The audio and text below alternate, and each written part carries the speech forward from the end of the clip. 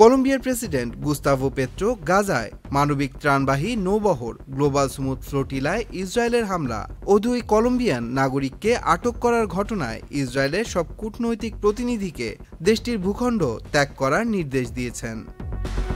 কলম্বিয়ার নাগরিক মানুয়েলা বেদোয়া ও Luna বারেত্তো global smooth ফ্লোটিলার সদস্য হিসেবে গাজায় ত্রাণ পৌঁছে দিতে যাচ্ছিলেন। এই উদ্যোগের লক্ষ্য ছিল ইসরায়েলের অবরোধ ভাঙা। গ্লোবাল মুভমেন্ট টু গাজা জানিয়েছে, ফ্লোটিলাটি উপকূল থেকে প্রায় 150 নটিক্যাল মাইল পর্যন্ত পৌঁছানোর পর ইসরায়েলি বাহিনী তাদের অবৈধভাবে আটক করে।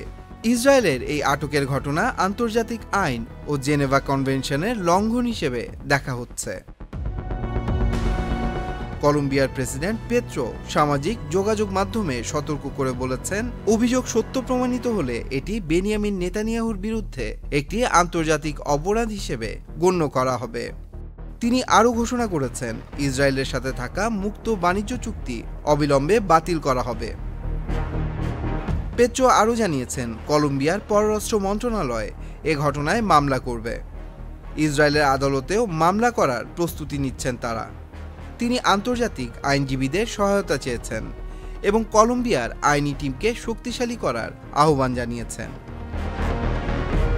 এই ঘটনা কূটনৈতিক টানাপোড়েন সৃষ্টি এবং ইসরায়েলের বিরুদ্ধে আন্তর্জাতিক আইনগত ও রাজনৈতিক পদক্ষেপকে ত্বরান্বিত করতে পারে। বিভিন্ন দেশের মানবাধিকার এবং পর্যবেক্ষণ সংস্থাগুলো ঘটনার তীব্র নিন্দা জানিয়েছে এবং দ্রুত তদন্তের দাবিও জানায়।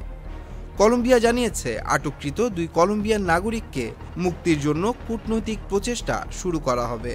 পেট্রো জানিয়েছেন, আন্তর্জাতিক মঞ্চে কলম্বিয়া এই ঘটনার বিরুদ্ধে কড়া অবস্থান নেবে এবং মানবিক নীতির পক্ষে সমর্থন যোগাবে। Tanmoy Mahmud, channel I online.